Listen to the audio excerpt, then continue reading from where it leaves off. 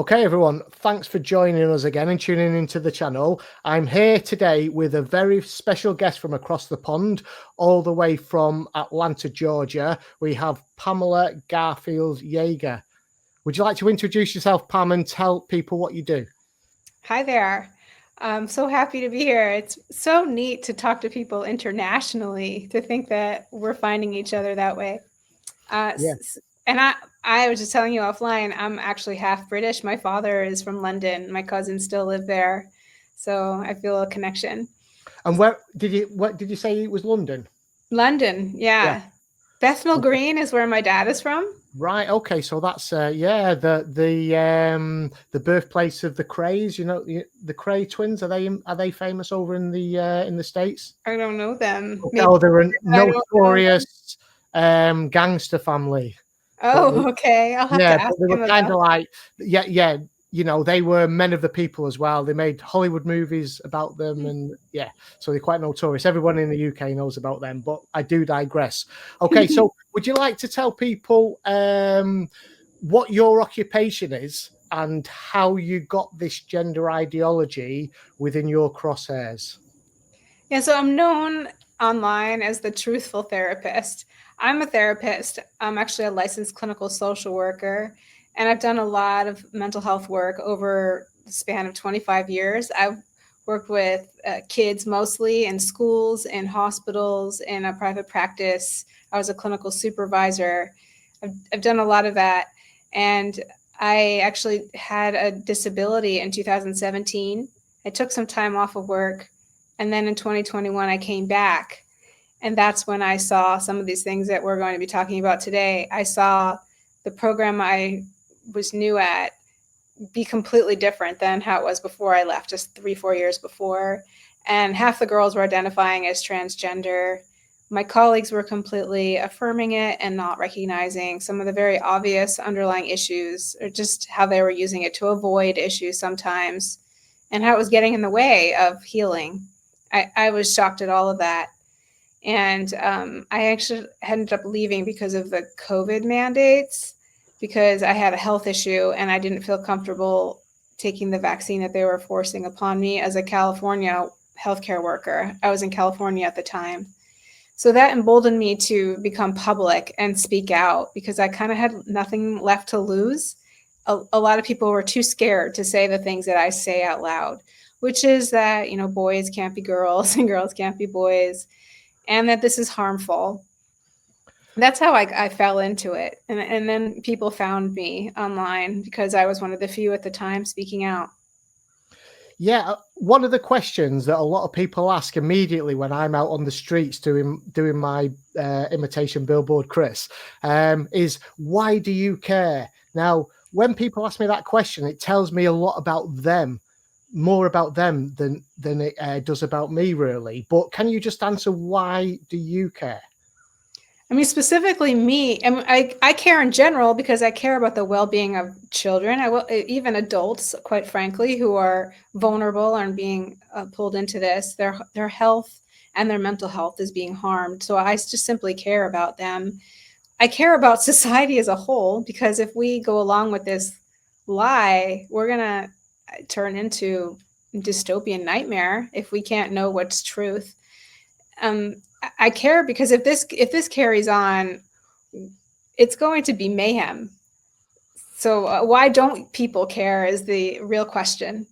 Yeah, I think people that ask that question, when I said it tells me a lot about them, they don't understand the wider implications of this. They think it's all about the trans identifying victim who's vulnerable because they've been turned into victims, but they don't understand that wider implication. If they can get us to think that, that a man is a woman, a completely, something that's rooted in biology, then they can get us to believe absolutely anything.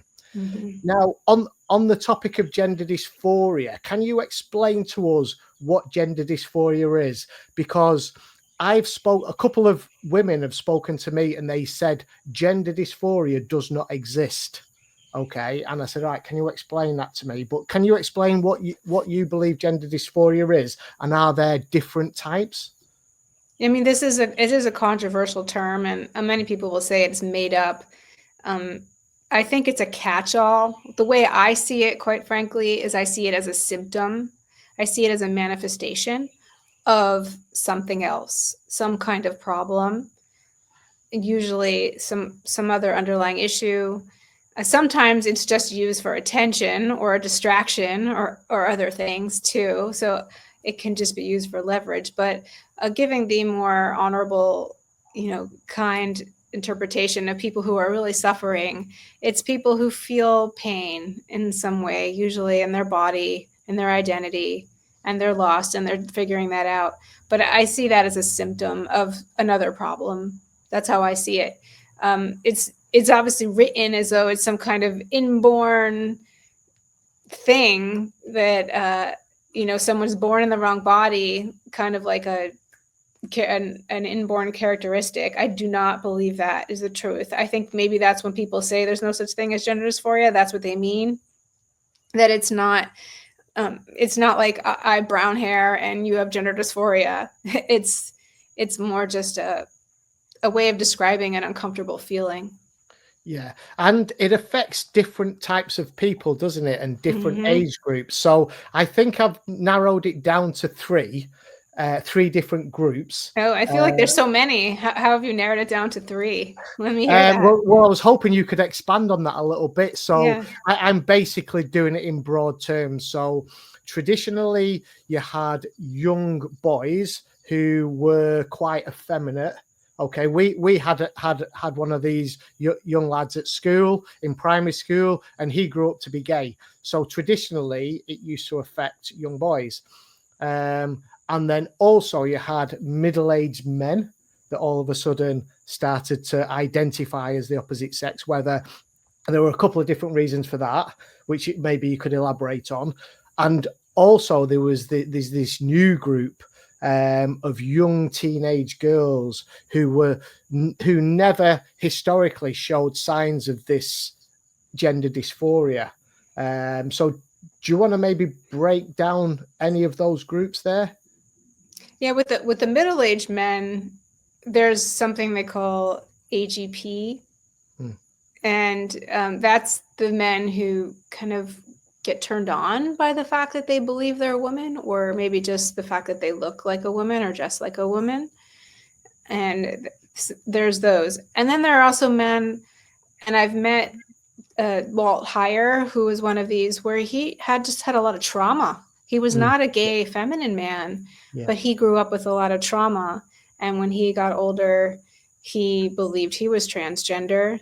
So I think a lot of it has to do with, especially when it's deep rooted and it starts young, has to do with trauma in both men and women. Yeah, absolutely. And I've spoken to people that have had that as well. So the guy you're referring to, has he got he's got a website, hasn't he? Is he called Walt? Yeah. Is it sexchangeregret.org or something like that? Yeah, I think that's what it is. Yeah. Yeah. And he has several books, and he has a new one just recently that came out. He's Christian. He found Jesus, so he writes about that too. Yeah, he talks about the trauma, the sexual abuse that he was subjected to from his uncle.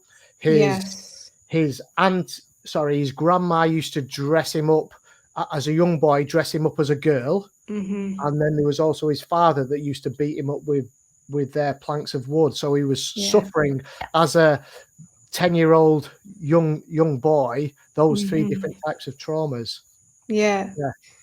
So he's taught me a lot, quite frankly. I've met him in person a few times, and he showed me, I think he was the one that really helped me recognize there's no such thing as true trans. There's no such thing as any rare person that has some male or female brain trapped in the wrong body or something. Yeah. I think he was the one that got me there several years ago.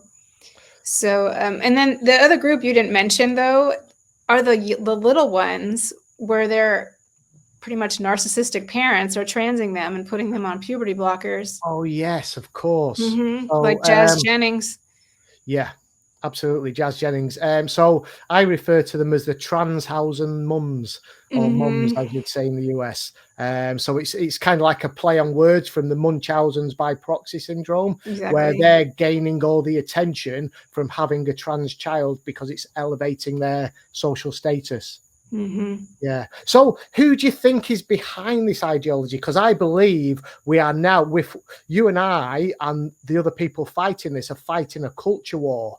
But who's behind it? Oh my gosh. Well, we can get really conspiracy minded here, but I think there are such thing as globalists that are running the Yeah, show. absolutely. The like the United Nations and Yeah. the all those George Soros, those people who I think are. I don't know why, even from an evil perspective, I don't know why they want to destroy us. They want to destroy the family, but I believe there are people out there that do, and I think this is one way that they're doing that. And do you know how they're actually doing it? These people that have all this power and this money, how can they influence, society as a whole? Well, I mean, what I've observed is they've infiltrated institutions. Yeah, absolutely. So, in WPATH is the one that comes to mind that has infiltrated everyone because they are believed to be the experts, the world experts on this. Would you And they just like have, to explain for people that don't know who WPATH are? sure, what do I stand for? World Professional Association of Transgender Health. Okay. And they're an association, it's world, but they mostly, I believe, they come from the United States. And they say they're the experts, and experts defer to other experts on different topics, and this is one that's they've gotten the power. I don't know honestly how did they get so much power, but they did, and they've infiltrated all the other associations, the American Psychological Association, the Pediatrics, the American Association of Pediatrics. I'm a social worker. The National Association of Social Workers is completely captured by this ideology. If you go to any doctor or medical institution, they will say they follow the WPATH guidelines. They will put that proudly on their websites, and that makes them believe that they are doing the right thing. So it all leads to WPATH, and they infiltrate the studies. They have a handful of people that lead these other organizations or appear to lead these other organizations to show that they are in charge and that they know what they're doing. And I believe it's a big illusion that many people believe this, that it's a consensus, but it is not a consensus. Yeah, so it's this political strategy called the Long March Through the Institutions, where how do you fundamentally change a society without spilling blood in a revolution? You get your ideology into the institutions. And I believe that they've done this by stealth. Because even today I was speaking to some people and they were saying, is this really happening? Because it's so absurd to people that aren't following this. They just brush it off. They think it's rare or it's not happening at all. Yeah, and they don't want publicity. You see, they get into the institutions without publicity, and then they change the policy, and then people can then not speak out through fear of losing the job because the policy of the institution says that you have to follow these rules. Yeah, so a lot of fear and intimidation. Yeah. And Dr. Heim, I don't know if you're familiar with him, Dr. Ethan Heim. He was a doctor in Texas. He was a whistleblower where he talked about how they were continuing to do gender procedures on minors in Texas, even after the state had banned those procedures. And he talked specifically about how doctors have this code of conduct where they don't talk. They don't spill the beans. They have under a lot of threat. They're under a lot of debt oftentimes because of medical school, and their professionalism is on the line. So there really is this code of conduct where they don't speak and they are silenced. And it showed. And the federal government actually knocked on his door because he spoke out. Wow. Yeah. So he was brave and he won in the end, but he went through a lot and he lost a lot. Yeah. So, okay. So just to continue about where this is coming from. So we've talked about these globalist organizations. You mentioned George Soros. He's got the Open Society Foundation. They can fund educational material which gets into schools, and they fund Human Rights Watch as well, who are heavily pushing this. Who are the other bad actors within this gender ideology? I mean, the ones I'm familiar with are the providers, the doctors that I hate, that I have my eyeballs on, that I hope get their consequences. But they're all the influencers online. All of the corporations are captured and pushing this. There's so many different angles or influences that are.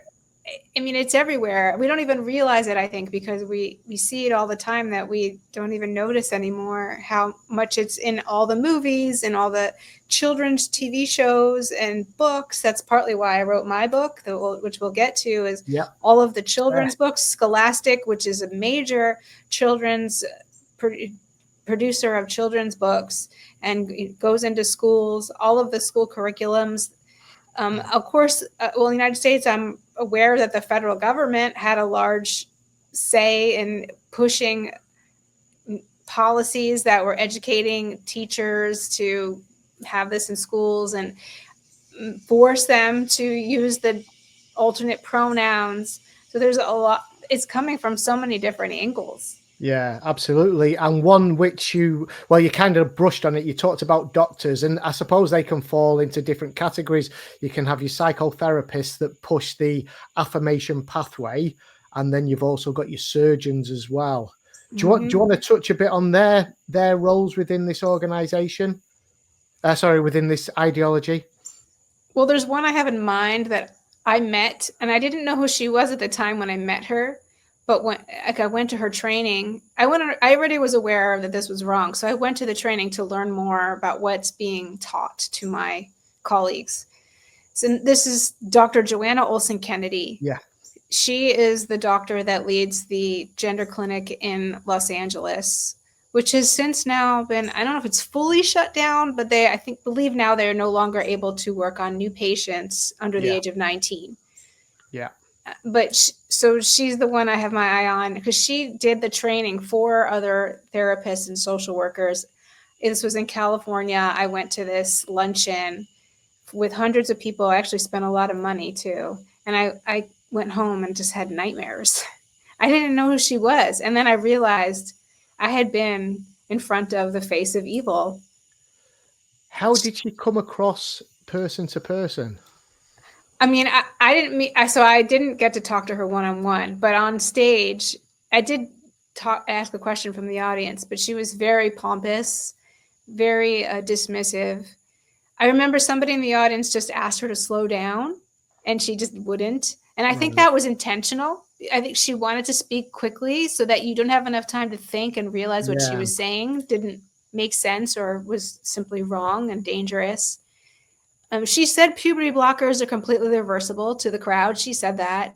She had this chart on the screen where she had different things that were reversible, semi-reversible, whatever that means, and then not reversible.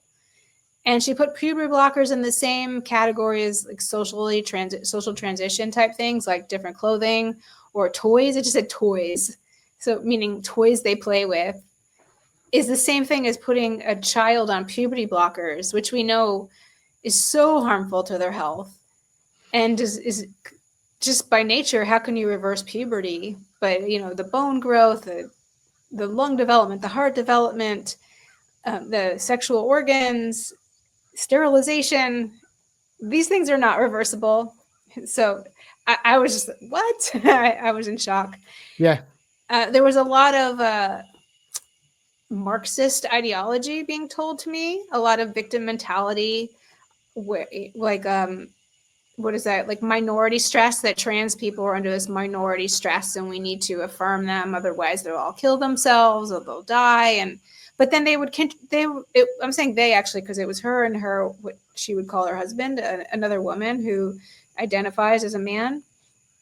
And then they would say, if we don't give them the procedures, they will die by suicide. However, once they have like the double mastectomy, they'll still have dysphoria, and it's really hard. So you have to be really understanding. So again, nothing made sense. I felt like my brain was exploding. But everybody was like clapping seals in the room, and you felt, if you didn't think too hard, you thought like, oh well, this is nice, and you have to be nice and go along with it, and you have to do the right thing, otherwise they're gonna die.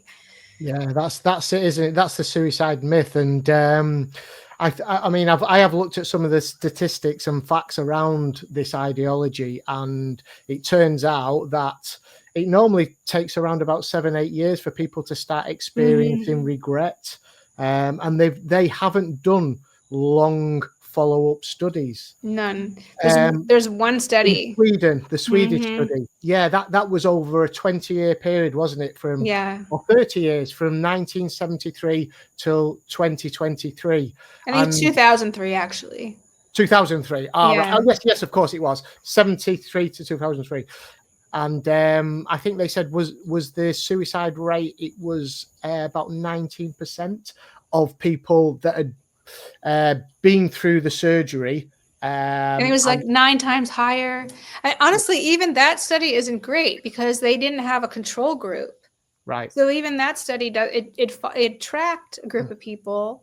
So they compared the suicide rates of the trans people who I'm saying, people get mad even saying, when you say trans people who go through these procedures. I'm just to be I'm just saying trans people, just acknowledge I don't believe that there's like an inherent trait to it, but people who believe it and go through these procedures, though, that they have a higher rate of suicide as compared to the general population. Yeah. So once they go through all the procedures, it doesn't just make them kind of just settle in and be content and move on and carry on. No, they have more mental health issues. So but they can't compare. They don't have a control group of people who identified as trans or believe really strongly that they're someone trapped in the wrong body or something, and give them all the procedures versus a group that they didn't give their procedures and then track both groups. There is no study that actually has that. So we really honestly don't know. Yeah, absolutely. And what people say that to me all the time when I'm out on the streets, and I don't know about in the United States, but in the UK, the biggest cohort of suicide, or the largest number, is men in my age group. So I think it's 45 to 54. Yeah. Yeah. And that's something that's been, from what I've heard, that's something that's been around. That statistic has been true for many years. Yeah, absolutely. Okay, so just on the bad actors thing before we move on, there's one that hasn't been mentioned, but it's encompassed within doctors and surgeons and things. So that's big pharma. Oh, yes. And we're going down the route now of following the money. So how much is a trans-identifying person worth to big pharma? I don't know the exact number, but millions, right? Yeah. What is it? 25 million or something? I don't want to quote it wrong. Do you know the number? Do you know the number? I heard 1.5 million over a lifetime, but I didn't check that out. I didn't back it up. But basically, the first thing is that they put on puberty blockers, which are really hormone blockers. Yeah. So they're basically chemical castration drugs. And which they use for criminals, in fact. To castrate paedophiles. I mean, they also had a couple of license uses. One was for prostate cancer in men, wasn't it? And then there was the other one, which he liked to throw in, was precocious puberty. But that's young children, only put on them for a very short period of time.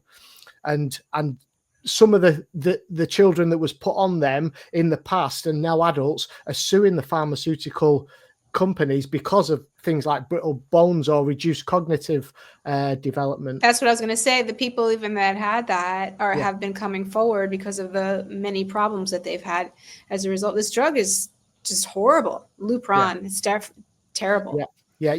Lupron was the main one used in the US, and I always forget the name of the one in the UK. It begins with T. Triptorelin, I think it's called. Yeah, I think that's the one for the boys, maybe. Is it? Right, I'm Yeah. not quite sure. Yeah, so you've got the puberty blockers, then you've got the opposite sex hormone, so synthetic testosterone or synthetic estrogen, and then if they go down the full route, then there's the surgery as well. And they kind of what do they call it? Euphemistic call it top surgery and bottom surgery. Yeah. Which, yeah, we all know what it actually involves. Absolute castration. Mhm. Okay, right. What role do you think that so we talk about this cohort of young, vulnerable people, young girls. What role do you think the internet's played in this? Oh, I mean, it's the biggest factor. I think if we actually shut the internet down, I don't know if this entire thing would disappear, but it would shrink significantly. Yeah. Mm-hmm. Yeah, I heard somebody speak about you can actually track it back to when the smartphone was released, Yeah. and they can start to see the rise in the curve. And I suppose that was about 2010. And then we got to 2015. 2015. And that was the big jump, wasn't it? That was a huge Jonathan one. Haidt talks about that. Do you know who he is? He I wrote don't know. Tell us about him. he wrote the book The Coddling of the American Mind Right. and the newer book Anxious Generation. And he talks a lot about not specifically about trans, but just how cell phones have negatively influenced the mental health of youth. I think he's just talking about the United States, but my guess is he would say anywhere. And the correlation between when the cell phones became the smartphones really became more popular. That's when we saw more suicide rates and more mental health issues and more higher use of psychotropic drugs. It is a correlation because I think there are a lot of factors there, but I think he certainly has a point. Yeah, absolutely. So you mentioned books. Let's get onto your book because we've been talking a lot. And this is the main reason that I brought you here. So we all bring kind of different skills to the table when we're fighting this gender ideology. Now, my skill is to basically stand in a city centre and get food products thrown all over me by Antifa, get smacked in the face and verbally abused, and get my sign stolen. So that's kind of like the skill. That's a good skill. That's a really good skill. I've done a little of that too, actually. I was out. Kelly J. Keene came to the United States. I was in San Francisco at the time. She came to San Francisco. But the activists didn't find us. It's crazy. Right. They didn't know we were there, and it was pretty calm. Right. We were in front of our Senator Scott Wiener, and he's a big part of pushing this agenda on the children in California. And he had a little drag queen pumpkin patch event, and we stood in front of it and spoke. So I did that with a fellow British person. And so I've done a few events. Fantastic. So tell us about your skills and your book writing skills. So this is your book here. Yeah, that's one of them. I have 2 books. I don't know. Are you familiar with my other one too? I saw it on your website. I'll bring your website up in a second. Okay. So this is your book. Yes, that's a children's book. I have it here too. Okay. Froggy Girl. Yeah, so you've got I've got the hardcover. Yeah, and I have both actually. Okay. Do you want to tell us first what inspired you to write it? And then tell us about the plot of the book. Sure. So what inspired me to write it is actually because I wrote the other one, which was for parents.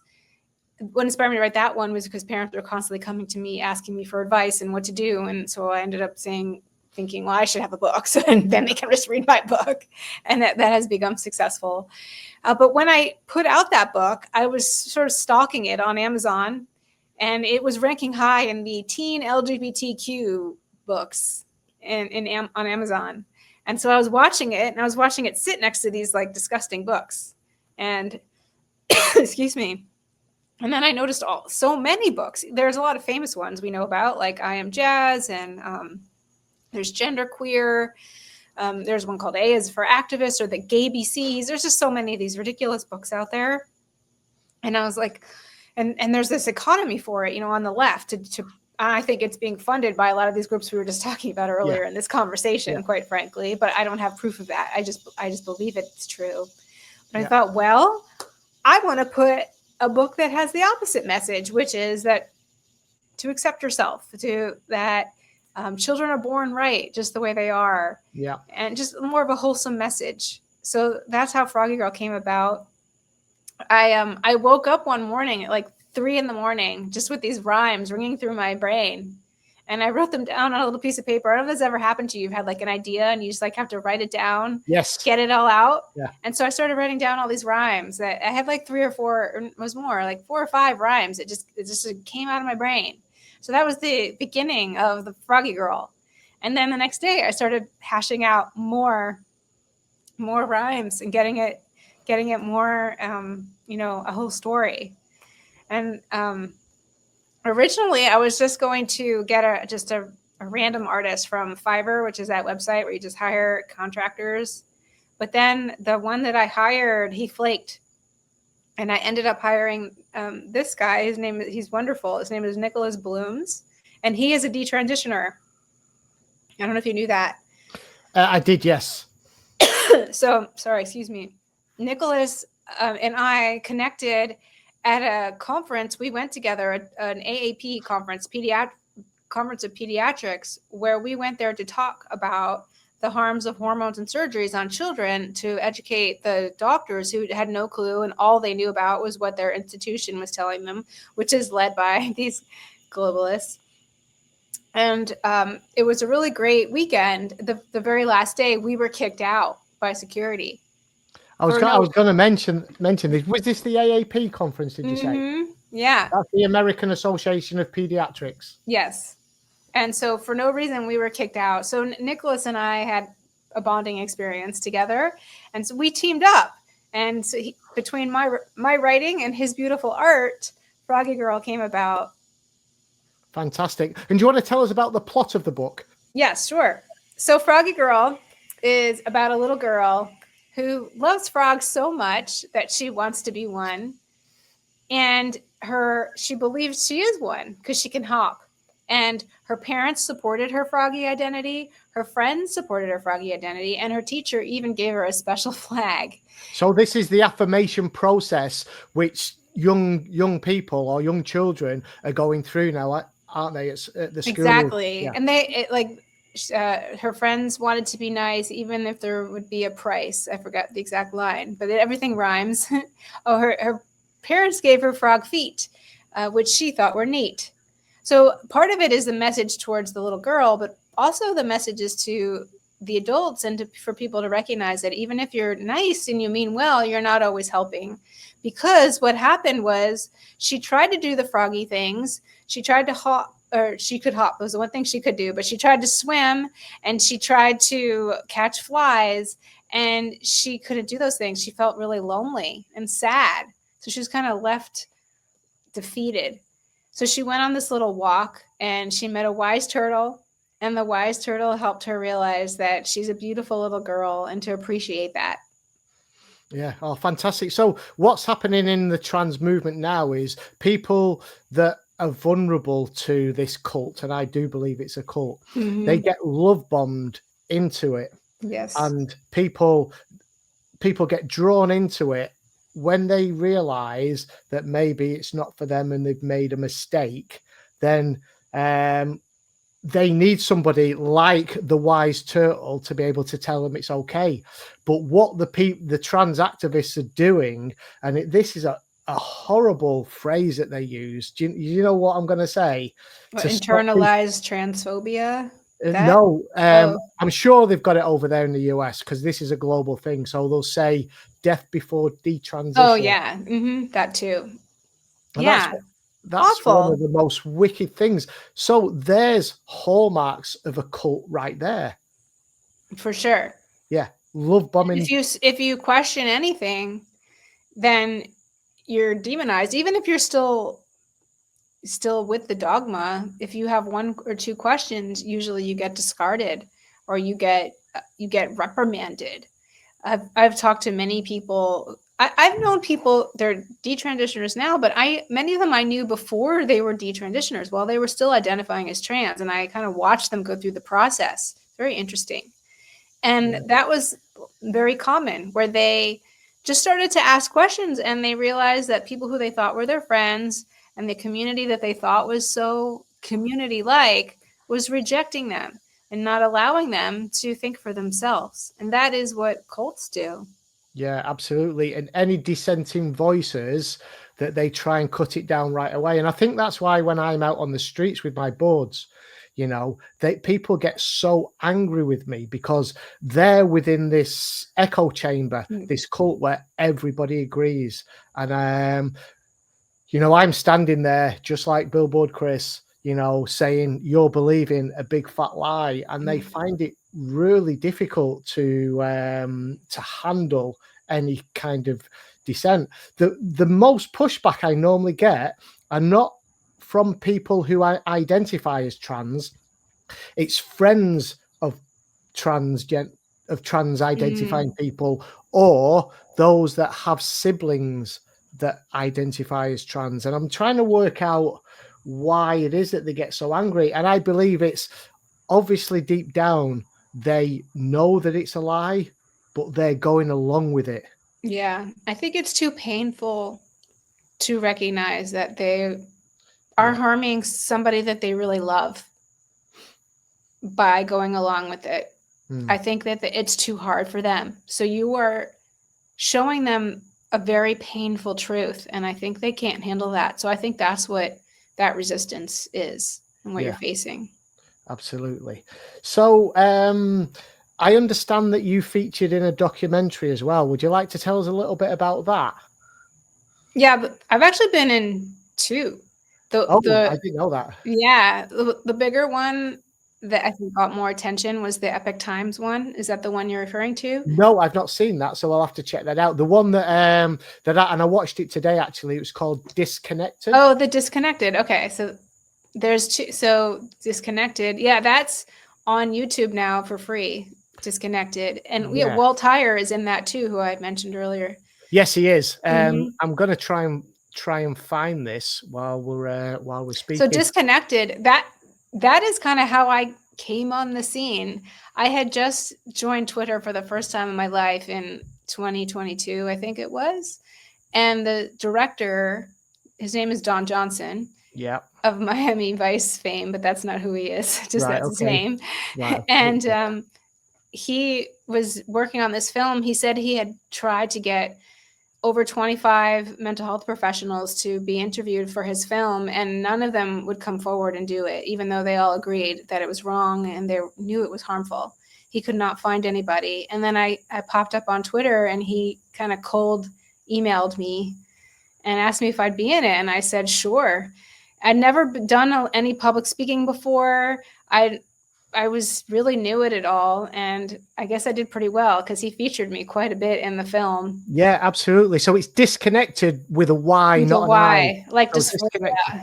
And it's with Daisy Strongen, who now is a mother of two. I don't know if you're familiar with her story. Well, you just watched the movie, but I don't know how she's doing great now. Let me just play the first few seconds of it. It's on the YouTube channel Runaway Planet. Yeah, that's his film. Part of me that was worried that, like, what if I have regrets? Like, that would be terrible. It's just, like, I never thought that I would have regrets, but, it's just, like, you're not sure until you actually do it. And now it's like, this is the best decision I've ever made in my entire life. I mean, I knew that I would be relieved and very happy, but I didn't think I would be this relieved and this happy. Any doubts that I had, any, second thoughts, any, like, what ifs, or, like, what if I don't like my scars? What if it feels inauthentic? All of those worries are just gone. All I see in my future is hope right now. And I know obviously I'll have struggles, but, like, right now, it's like I just gained like 1,000 more reasons to live, and it's so huge. And I didn't think that I would be this elated, but, like, I'm so proud of myself for doing this. I am so proud of my chest, and I just can't wait to live my life.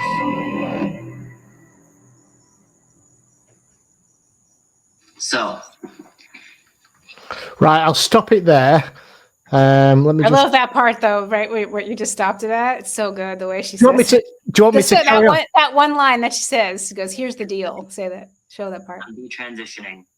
I did it just too short then. Right. Okay. She goes, "So here's the deal. I'm detransitioning." It was so poignant. Yeah. And then what? Yeah, it's so fascinating to watch her because she chronicled her whole entire thing, which is part of the cult where they have you do that, and they have you when you're on start taking testosterone, this ritual where I don't know how often, every week or every month, when you take testosterone, you say, "This is my voice on T this many weeks. This is my voice on T this many weeks," and so that they can hear their voice the changing. changes, And they show that in the film too. And then at the end of the film, little spoiler, I guess, but she does get pregnant. And now she is a married mother of 2. And she still talks about the pain she feels, like the emotional pain she feels to not be able to breastfeed her children. And it's quite raw. Yeah. The grief around that. Mm-hmm. Yeah. Do you know what? I think this would end tomorrow if the mainstream media started publishing detransitioner stories. I truly believe that. I really do. Why they won't? Who knows? Maybe they're getting, particularly in America, they won't show it in America because it's I think America is one of 2 countries which are allowed to advertise pharmaceutical products on TV, and the TV companies are getting huge amounts of revenue from Big Pharma. I don't know why they're not doing it in other parts of the world. I don't know why we're not, our news media aren't showing the detransition stories, because they're quite horrific. They're really horrific. And quite frankly, Daisy turned out okay. But some of them have bigger consequences, more health issues. They are not able to have children. They are not able to have sex like a normal person. They have chronic pain. One actually British detransitioner who goes by the name Matt still, but her real name is Amy. She has neurological issues where she has tics, and she kind of involuntarily slaps herself, and she's disabled because of the testosterone. I was going to say, is that by the testosterone? From the testosterone. I don't know for sure, but she says part of it was the switch between the types between the UK brand and the American brand. And they gave her too much here. But I don't know. Either way, it's toxic and terrible. And she wasn't monitored, and she's severe consequences. She can't live a normal life because of it. She lives as a disabled person. And there are a lot of those people we don't hear from because they can't walk around and tell their story and go and testify they're too disabled. Just remind me what her name was, Amy? She goes by the name Matt Ray. Matt Ray. Because she struggles emotionally to change her name back to Amy. Right. She is not offended by the name Amy. Okay. However, she did try to go publicly by the name Amy, and it was too painful. Right. Yeah. With you saying she's from the UK, I might try and reach Well, out she lives here now, but she's from there. Yeah. Right. So she lives now in Arizona. Okay. But she's British and has your accent. Right. So one of the main organizations, I suppose it's a global organization, was what was set up by Stella O'Malley, and that's Genspect. And that's how I heard about you and your book, because they put out they put out a Substack. I write for them sometimes. Yeah. So they've got a conference coming up in Albuquerque. Are you going? I'm not going.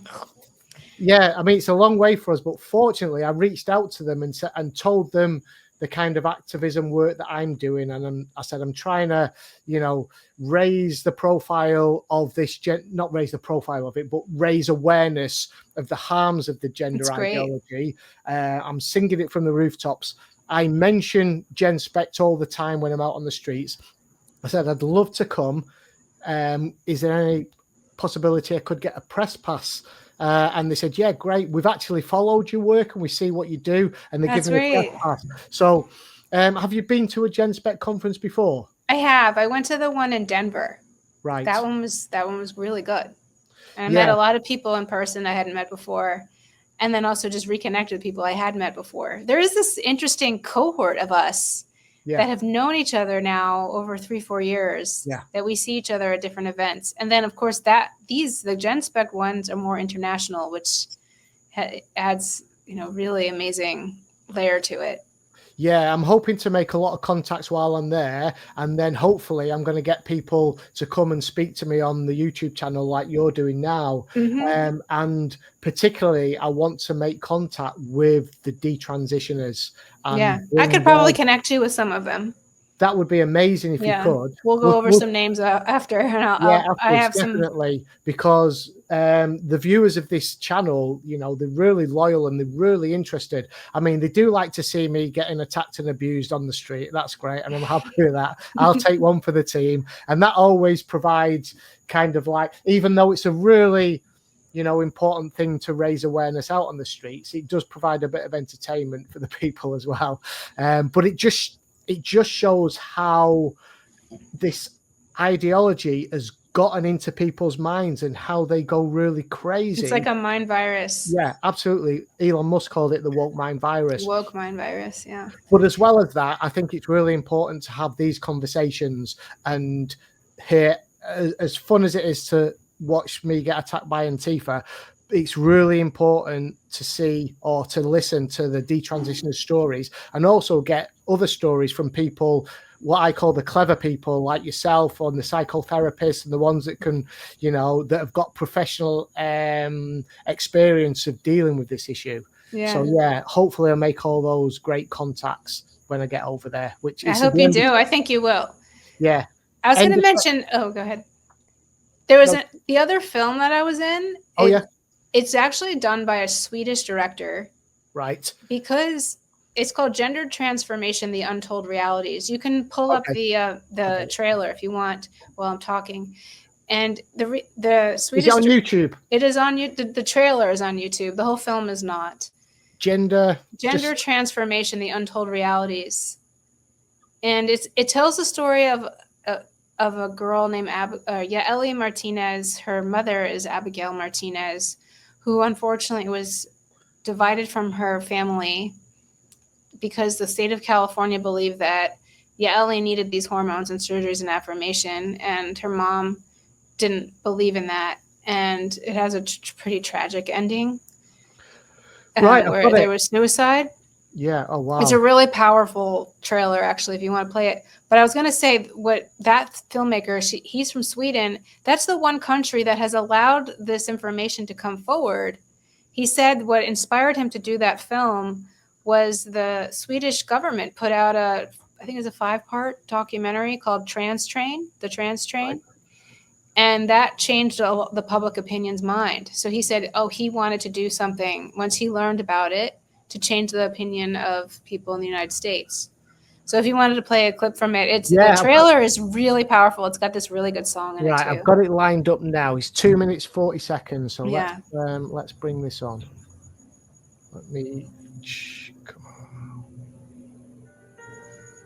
Do you think you'd be happier as a boy? My mom would never allow it. That's abuse. Oh, you can't hear me cry. See my dreams all die from where you're standing on your own. Anybody who's gone through this, it's the same thing. Sweetie, please. No. I need you to leave. Evie, no. What are you getting this for? We're just masquerading.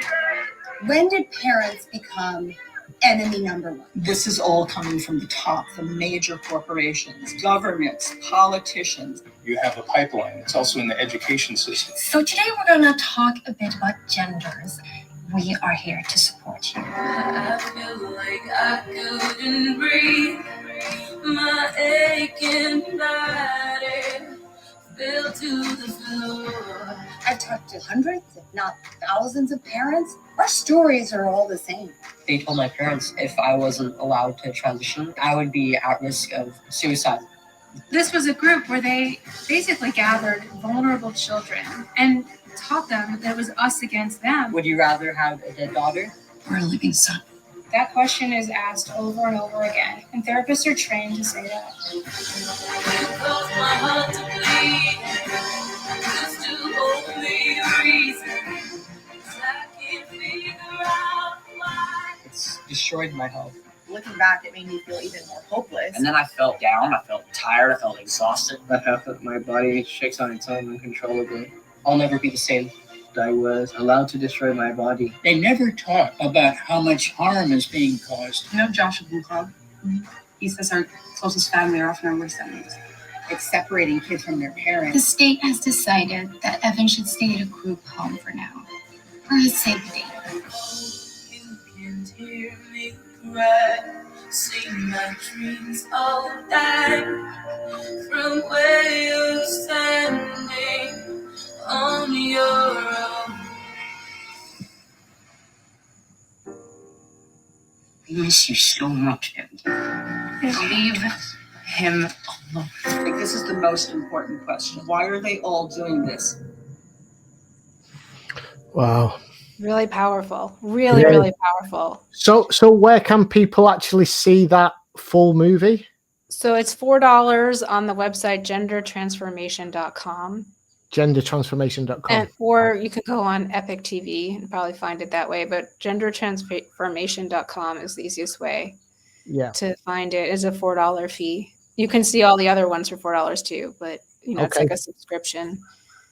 But Right. it's really good. That one is so good because you can see it's using actors. It's a docudrama and really pulls you into the story in a way Yeah, that I absolutely. think no other one has done.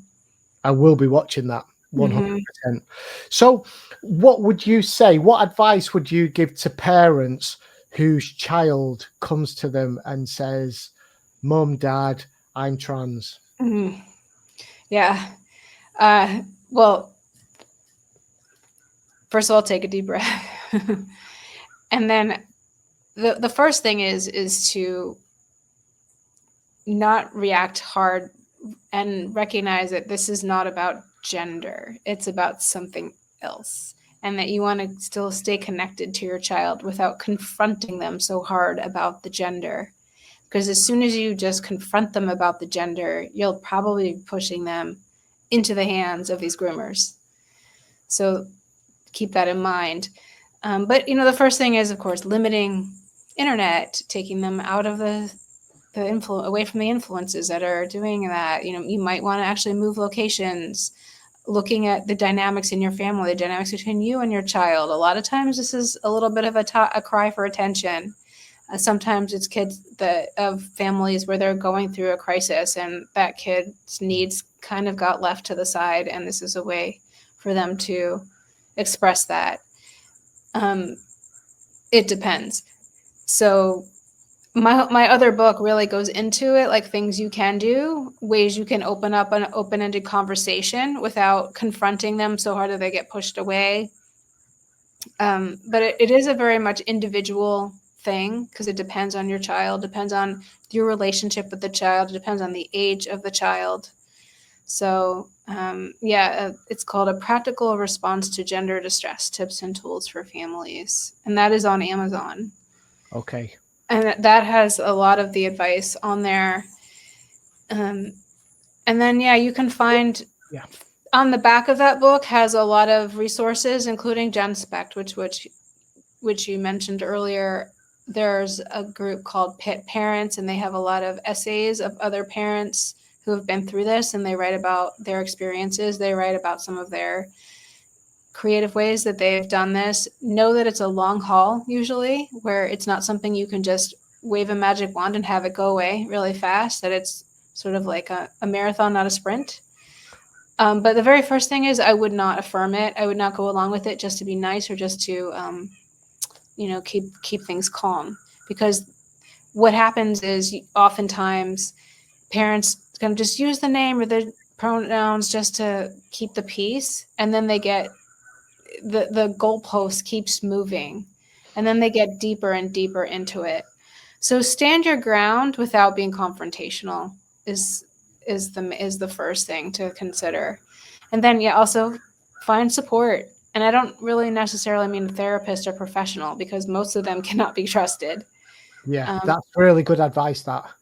But maybe other friends and family who are like-minded, maybe somebody at your church, if you have a church, or another organization. These agencies have groups. What's her name? Sasha. Oh, now I'm blanking on her last name.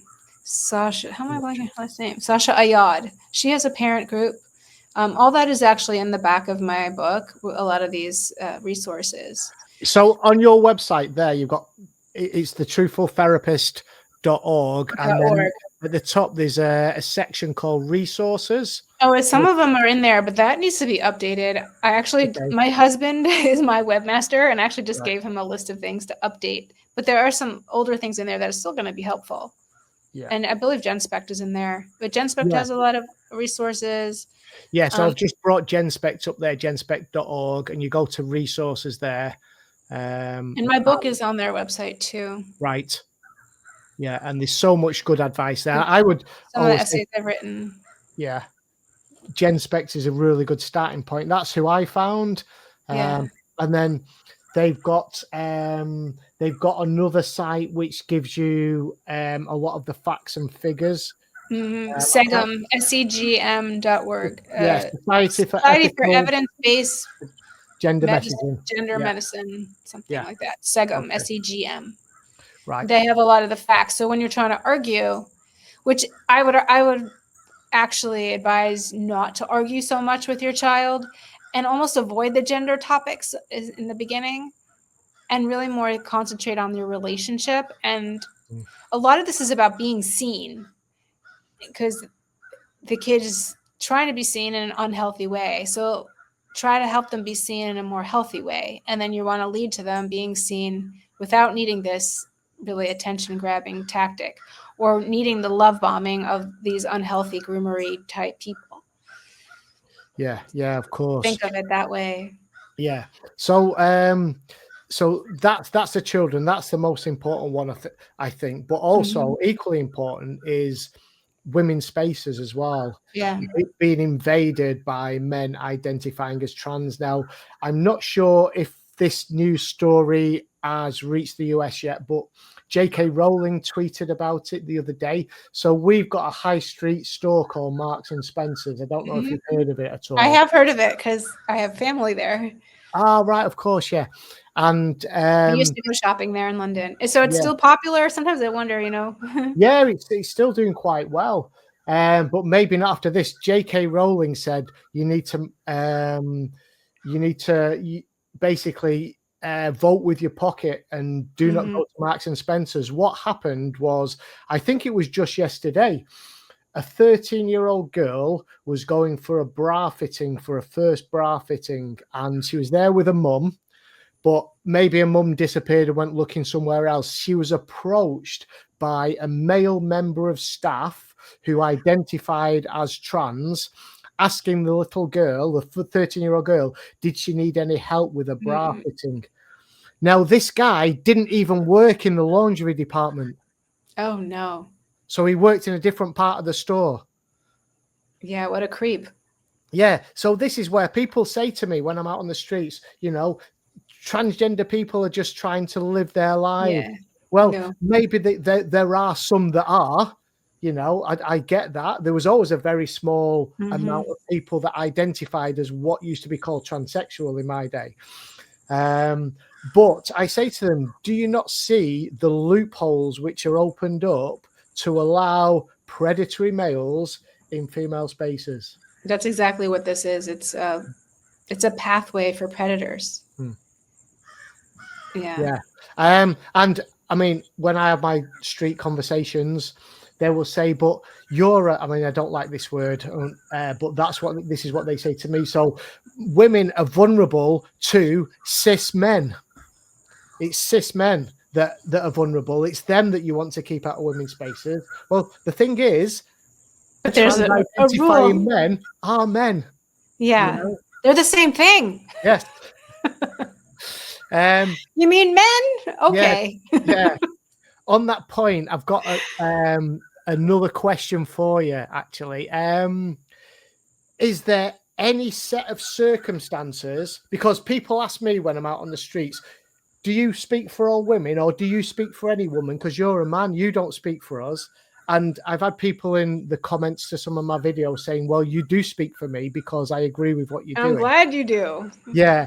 So as a woman, are there any sets of circumstances where a trans-identifying male, so a trans woman, should be in any woman's space? No, none, zero. No.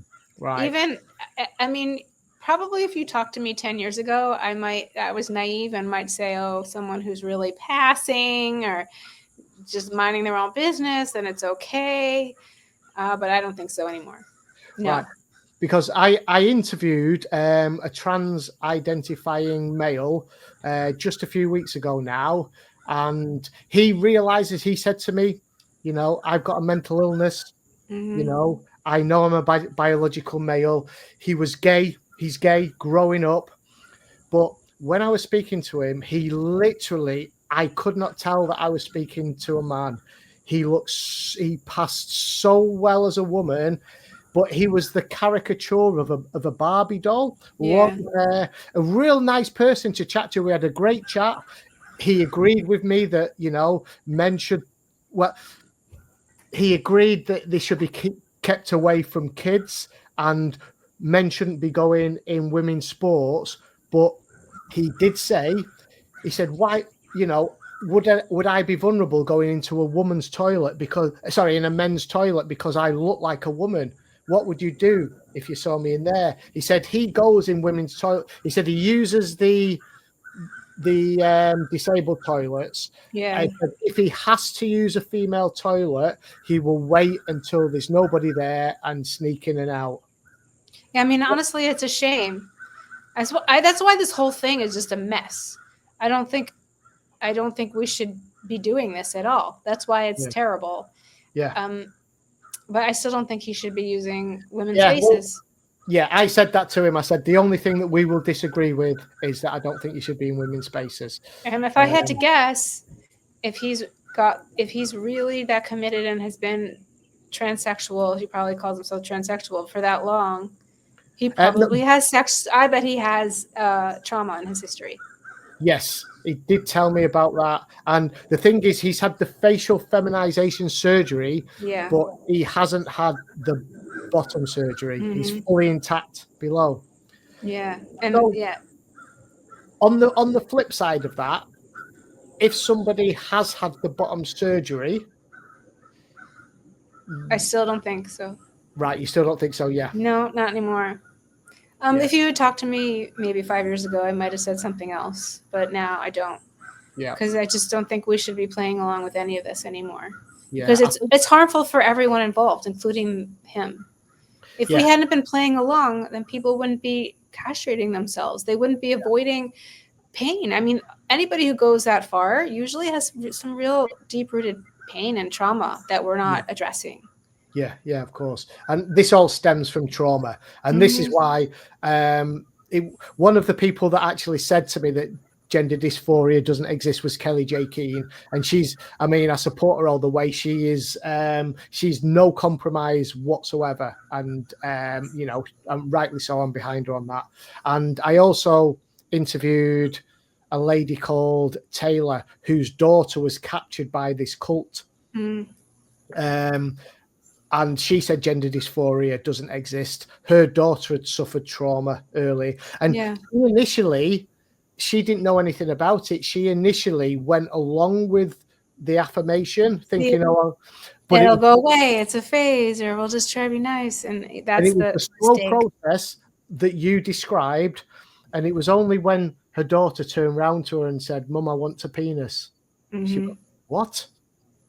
Just because you want one doesn't mean you can have one. And that's what my Froggy Girl book is about. Absolutely, yeah. And it leaves you feeling empty, and it leaves you feeling lonely, because you cannot be that thing ever, no matter what. No matter how good you look, no matter how much you pass, you're still not the thing. Yeah, You're never that man you just described. He's still a man. Yeah. And he's still a man inside. He's still not a woman. And quite frankly, if we got to know him, we would be able to tell quite easily. Yeah. I mean, I had a great conversation. I'm still in contact with him, and he supports what I do. This is the thing. You know, I'm having these conversations with men that identify as trans, but the only ones that will speak to me are the ones that agree with what I'm doing. I'd love to speak. I mean, I do have my haters. I know there's Reddit groups set up where people are, you know, giving me so much abuse online because of the stuff that I'm doing. But I'd invite any of them to come and speak to me and, you know, defend their position. Yeah, I mean, the way the reason I'm so passionate about this is I see those people akin to like a functioning alcoholic. You're not going to hate them, but you know they're destroying their bodies. Yeah. So that man that you're describing, he's taking cross-sex hormones and he's getting these surgeries. Those surgeries have a lot of lasting negative effects, especially just even that face one, like teeth problems, dental problems. Right, okay. So it's a form of self-harm. So we're encouraging self-harm in both children and adults. Of course, it's a lot worse when we're talking about children who really don't know better, but it's bad either way. So that's how I see it. I've worked with so many people who have trauma in their past. I worked in foster homes, and I worked with kids with all kinds of issues and struggling. And so I kind of know what they're like and what they deal with. And I know that why it's so easy for them to believe that they could be transgender, because they're convinced that this will solve their pain. And so I have a lot of compassion for them. And I just don't think it's good for anyone involved. So I wish we could be, it's hard, even when you see someone who's a drug addict, you can't shake them and say, stop doing drugs, right? But it's not a good thing. That's kind of how I see trans people. Yeah, absolutely. I also interviewed a female who identifies as a male called Dimitri, and he passed the trans men. So that's a woman. Yeah. See, they put the language out, haven't they? So it's a female that identifies as a male. A lot of the time they pass really well because they have the beards. And Dimitri had the beard, but Dimitri's had the top surgery. She's had the top surgery, and she's going ahead with the bottom surgery. She's saving up to have this bottom surgery. And I was trying to say, she's gonna suffer. I said to her, I said, do you think that that's going to make you happy? What if it doesn't? But I couldn't convince her. So like you say, it's like speaking to a drug addict. You will not convince them when they're that much invested. It's really tough. It's like catching the next high. It's like chasing the dragon's tail. Yeah. And then you've got a whole medical institution and all these people, these professionals who are cheering it on and providing it for them and telling them this is healthcare. So it's really hard to counter that. Yeah, and she wants to. She's saving up to go to India because it's like this. It's heard about that. Yeah, surgery tourism, and she was saying, "Oh well, I've seen all the pictures and they look really good, and you can hardly tell." And yeah, it's all a lie. It's such a shame. It really is a shame. Yeah, I'm hoping that she watches this actually. Maybe. Let's see. Just so you know, if you're listening, or people like you, Dimitri. Dimitri, yeah, we're doing this for you. If you're listening, we care about you. I've known look up Scott. What's Scott's last name? Nugent. Scott Nugent. Yeah. Who's been through the surgery and is suffering so badly. I know Scott personally. Scott's a wonderful woman. Yeah. And gosh, that if there's anyone who could give a good warning, it's Scott. Yeah. And that's not, everyone thinks, oh, Scott was just who feels good about this, thinks that maybe Scott was just the unlucky one. No, everyone who gets this is unlucky. Some are more unlucky than others where they end up permanently disabled. Yeah. But even on the best scenario, you're going to suffer. Your arm is going to suffer. You're not going to be able to have normal sex or pleasure again. It's just not a good decision. You got to face the fact that you cannot be a man, and it doesn't work. Yeah.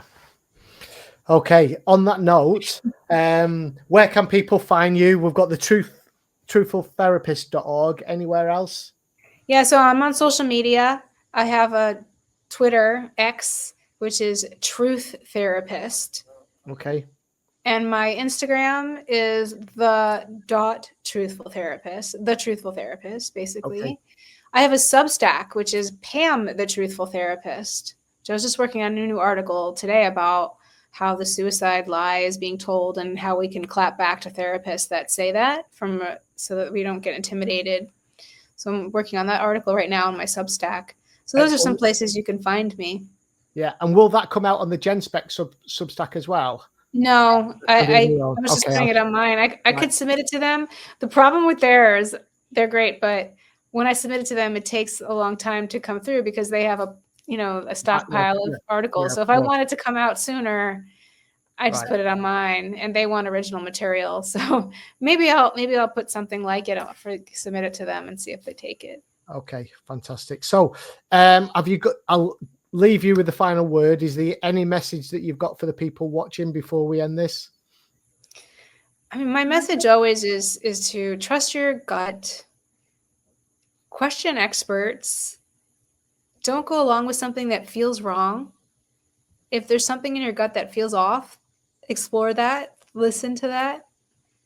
Even if everyone around you says something different, that I think that's what a lot of this is about. They're teaching us not to trust our own guts, not to believe in ourselves, because all the institutions and all the professionals and all the movies and all the cartoons tell us this is a nice thing and we should be just shut up about it. But that's clearly not true.